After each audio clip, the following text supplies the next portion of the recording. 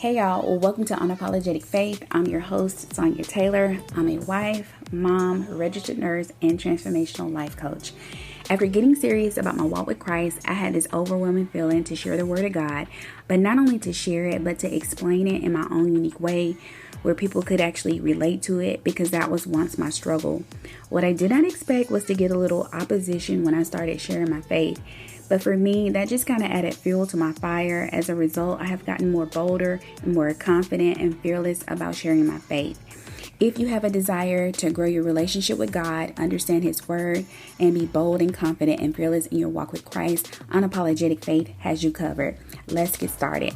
Hey, this is Sonya, and you're listening to the Unapologetic Faith podcast. This week's episode is called Weapons or Warnings, because sometimes God will warn us. So don't confuse warnings for weapons, because sometimes it's not always weapons forming against you. Sometimes God could be trying to warn you, especially if you're headed down the wrong path. So I'm going to share with you all some things that have happened to me. And I really feel like God was trying to warn me, hey, this is not for you. You're headed the wrong direction. I need you to turn and go a different way. And I just want to say this also, that God does not cause things to happen to us, but sometimes He does allow them. Like I said, if we're headed down the wrong path, and yes, He will warn you. So just like you would warn your children if something is bad for them or something might hurt them, God does the same thing for His children. Now, y'all know I'm not just going to tell you, I'm going to show you in the Word of God that He does indeed gives us a warning. And so the very first warning that God gives us is in the book of Genesis. And for those of you who don't know, Genesis means beginning, and it's in the beginning of the Bible. So just thought I would throw that out there. So in Genesis 2, verse 16 through 17, it says, the Lord God warned him, you may freely eat of every tree in the garden, except the tree of the knowledge of good and evil. If you eat its fruit, you are sure to die. So that was God warning Adam.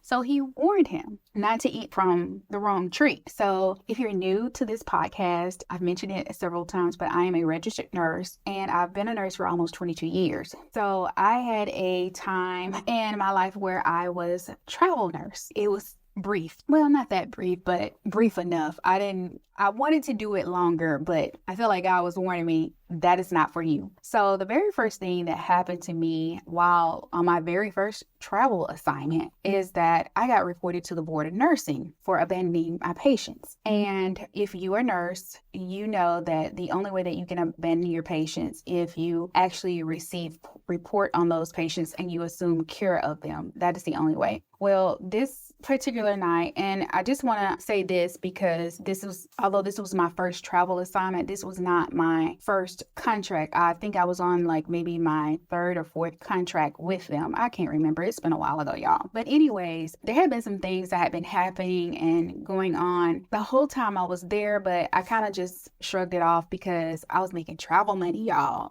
That money was really good. Let me just tell you, it was good. And so that was the first mistake that I made, is that I was chasing money. But anyways, I came into work one night, as I had many other nights. And that night I was assigned 8 patients. And now this is not the first time that this had happened. It had happened a few times. And like I said, if you're a nurse, then you probably understand. So 8 patients to someone who's not a nurse or not in healthcare, it may sound like, oh, that's not enough. You can do that. But that's not the only thing you have to look at when you are a nurse. You can't just look at the number. You have to look at the acuity of the patient, like how sick are they? And so 1 nurse to 8 patients on a medical surgical floor is a lot.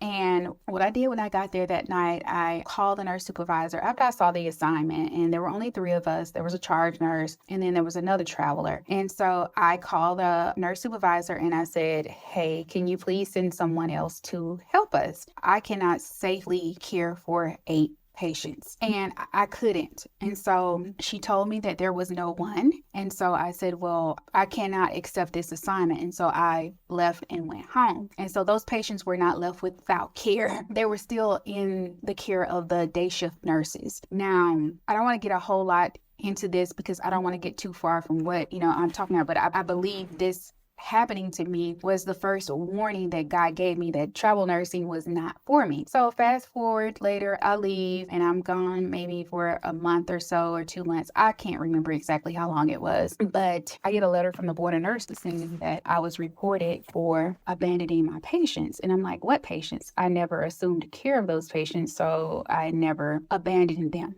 So long story short, the board of nursing found that I had done nothing wrong because I never received report on those patients. So I never assumed care of them. And so that was that. That was the first incident. And so I had a few other travel contracts in between that one after I left there. I went and worked at like a nursing home, but it wasn't a travel assignment. It was just a regular job. And so I was like, oh, I'll give traveling one more try. So I did pick up an assignment, and for a while things were going really well until they weren't. This incident is not that serious, but I mean, for me, it was another warning. Now in hindsight, when I was going through this, I didn't actually think it was a warning. But in hindsight, now that I'm looking back at things and now that I'm closer to God, I really feel like things don't happen for a reason. I mean, they happen for a reason. Well, I worked this particular assignment, and I think I had been there like a couple of weeks. When I first accepted the assignment, I did not like it. And my very first intuition told me, hey, this is not the place for you. Like, you need to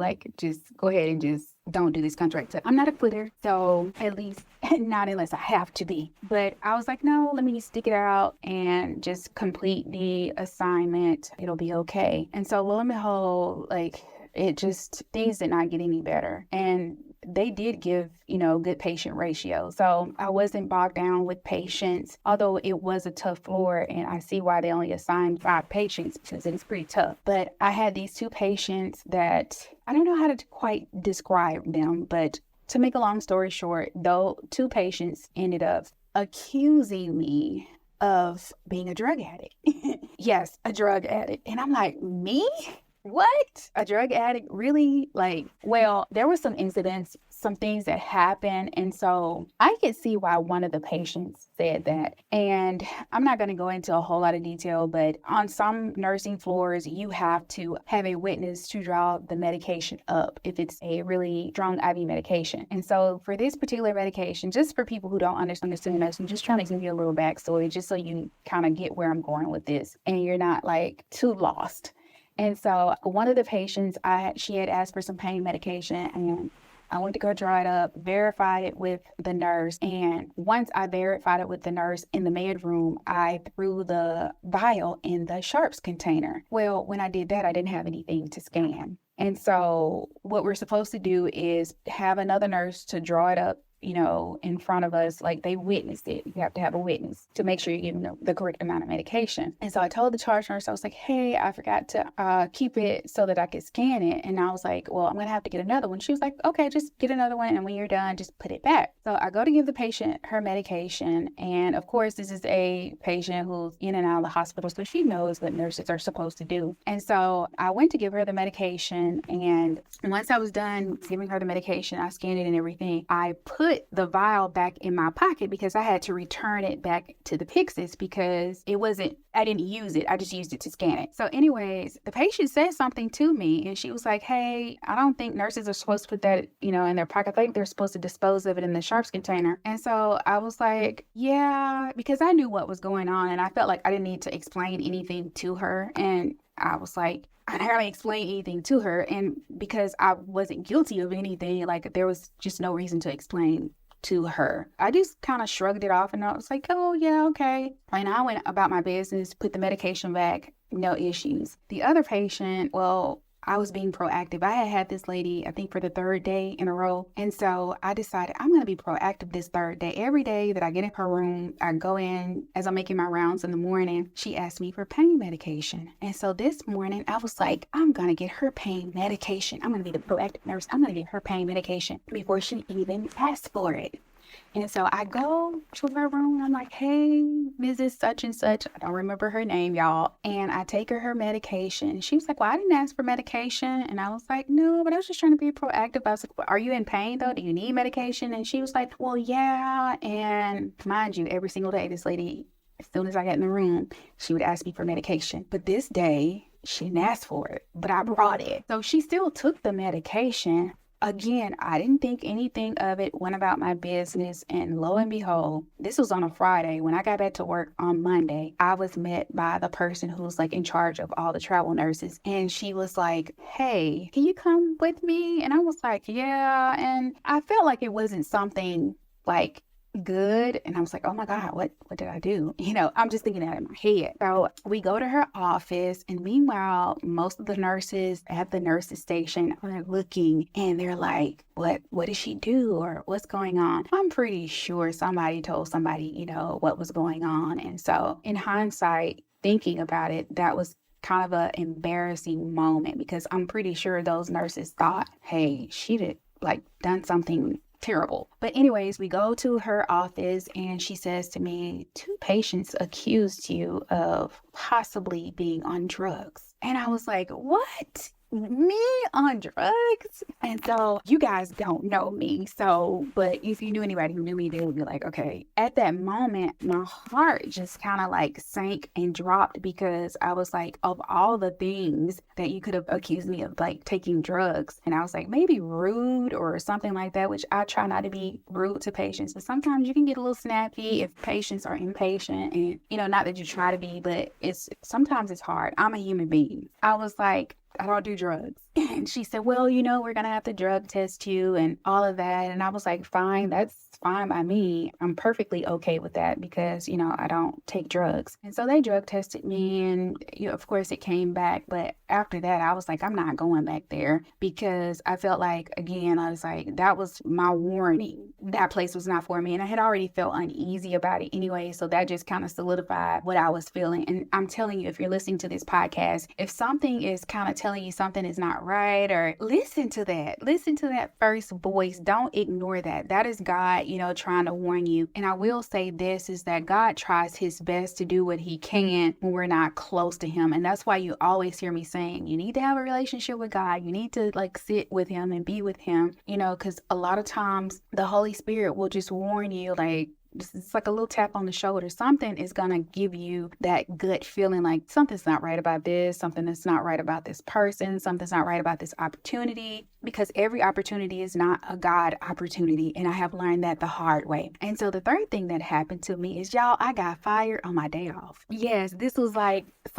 what's the movie? I can't think of that movie right now, but it's the movie with Ice Cube where he got fired on his day off. Friday. Yeah, that's the movie, Friday. So if you've never seen that movie, and I just thought about that because I was at work, and then I had some days off, and I came back to work, and I walked in. And so I walked in, and the unit secretary, she was like, Sonya, I didn't see you on the schedule. And I was like, I'm on the schedule. So I pull out my schedule, and I'm scheduled that Wednesday, Thursday, and Friday, because I was doing all my days in a row, 3 days in a row, y'all. I pull out my schedule, and so I go around the desk, and I look at the schedule that I wasn't nowhere on that schedule, y'all. The schedule I had and the schedule that was posted on the desk, it was a totally different schedule, and I wasn't on it. So that was my clue right then. Okay, something ain't right. And so I was like, well, I don't know what's going on. So then I tried to call and text the nurse manager. Mind you, she and I text all the time.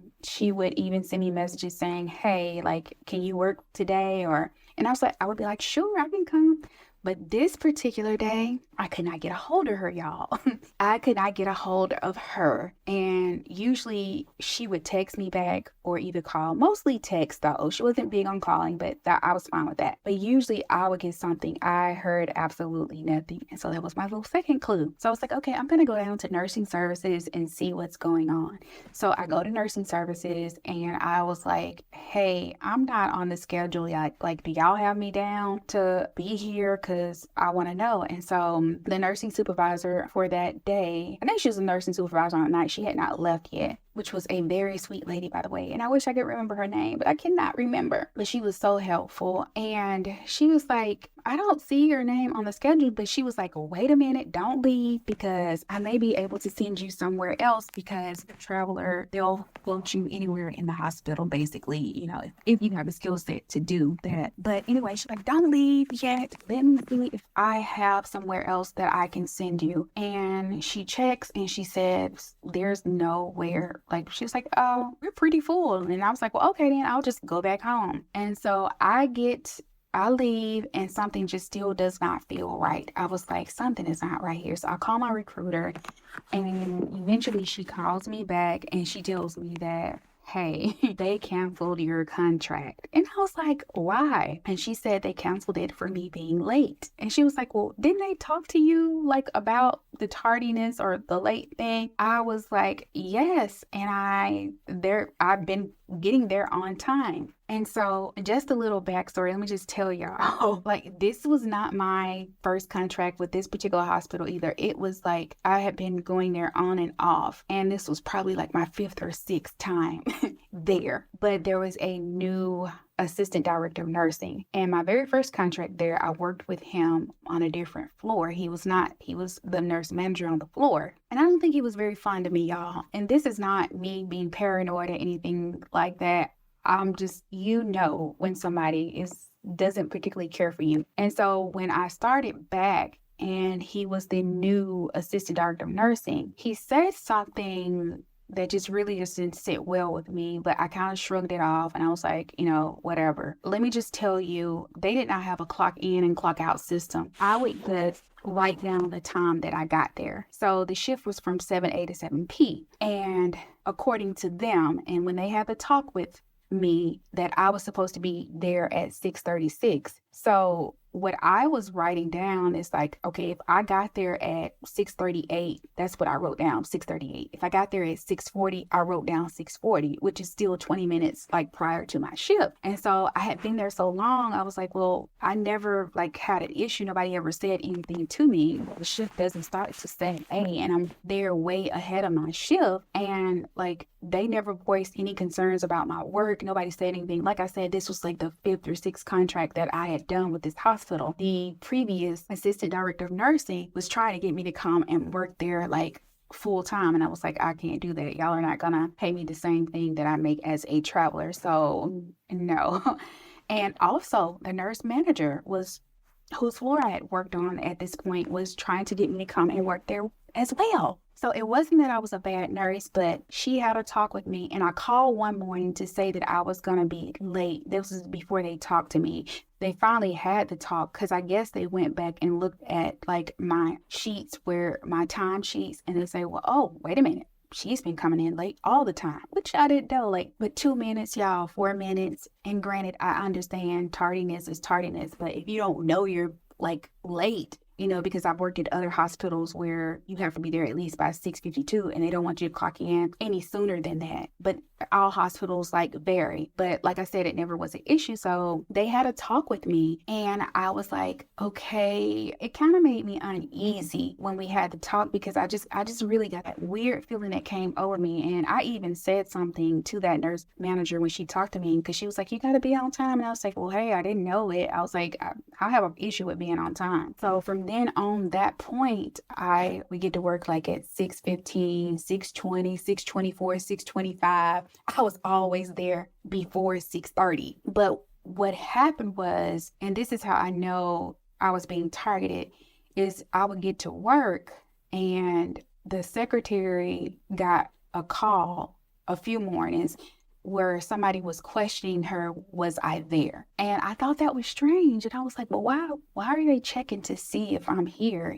Like I just thought that was strange. Like, are you doing that for all the travelers or are you just doing that for me? But of course it was probably just for me. And so the secretary would be like, Sonya, someone's calling to check and see if you're here. Like, they want to know. And what time did you get here? I was like, I got here at 6:20. I got here at 6:24.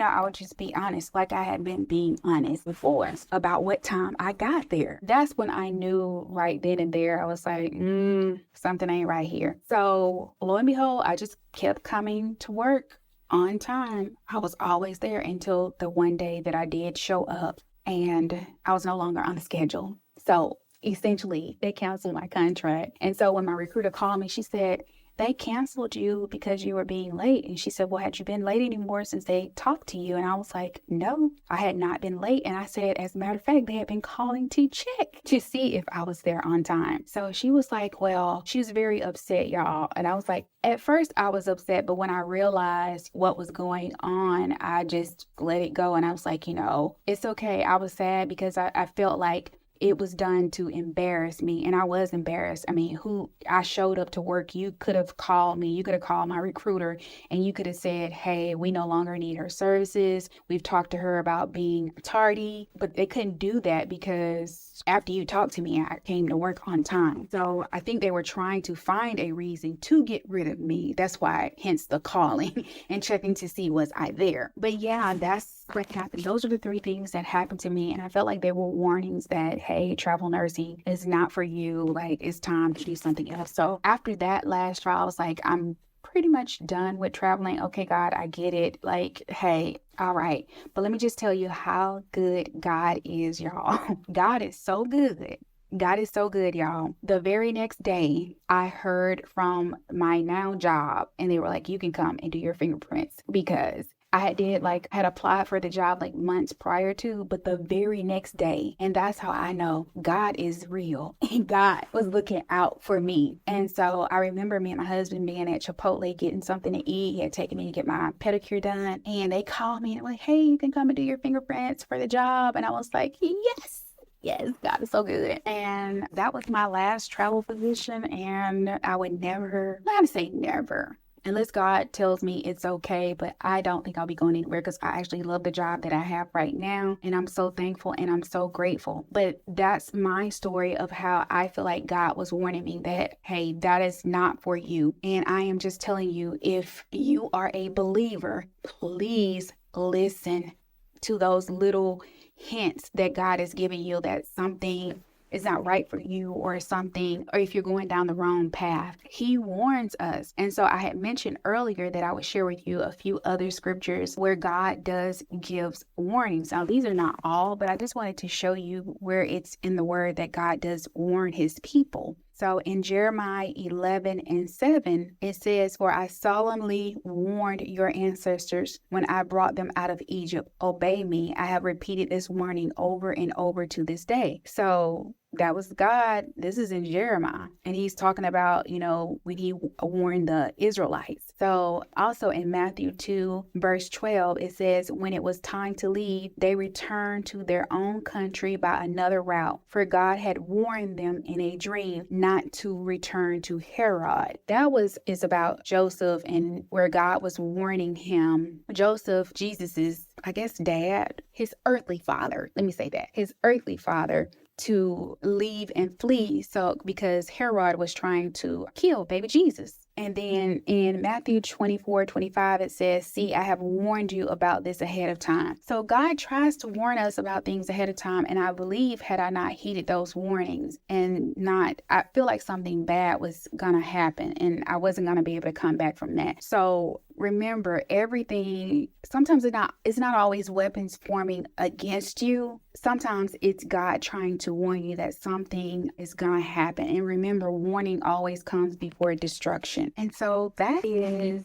pretty much it for this episode. I just wanted you all to really just think about like what God may be trying to tell you, or what hints he may be trying to give you that something is not right for you. And I know a lot of times we think that, I don't know, I think sometimes, I'll speak for myself. I was chasing money, and so that's all I could see. And I think if I had been seeking God instead of chasing the money, then I could see those things for what they were. At the time, I really didn't see. All I saw was dollar signs. And y'all, if you saw some of those travel nursing checks, you would be like, okay, girl, I see.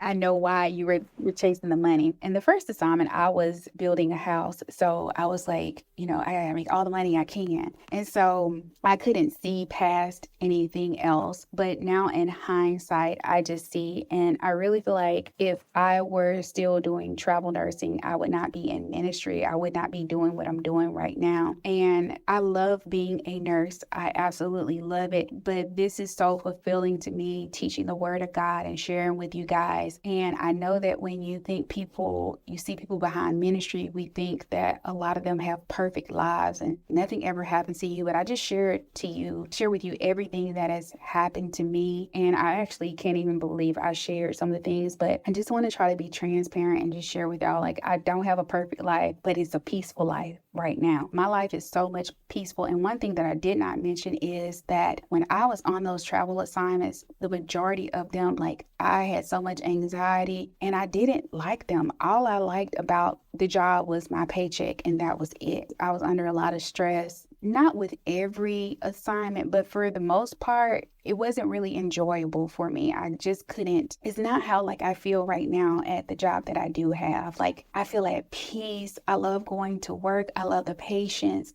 And I loved all the patients, wherever I went. But I'm just saying, I feel like I have everything that I've ever wanted. And it's not a perfect situation, but it's a better situation and it's a peaceful situation. And I don't think anybody is ever going to get perfect. And I can go into some details about some things, but I'm not. That would be a whole nother totally different podcast episode. But what I wanted you all to get, the gist that I want you all to get, is that sometimes God will warn you, and it's not always weapons forming against you. And I've had the weapons to form against me, but this time I feel like God was warning me. So just heed the warnings, and you can always go to God and ask him, like, hey God, is this what I'm supposed to be doing? God will answer you so quickly. I feel like if you're like on the wrong path, you'll keep getting these nudges and these little hints and these little feelings that something is not quite right. And just listen to that. Don't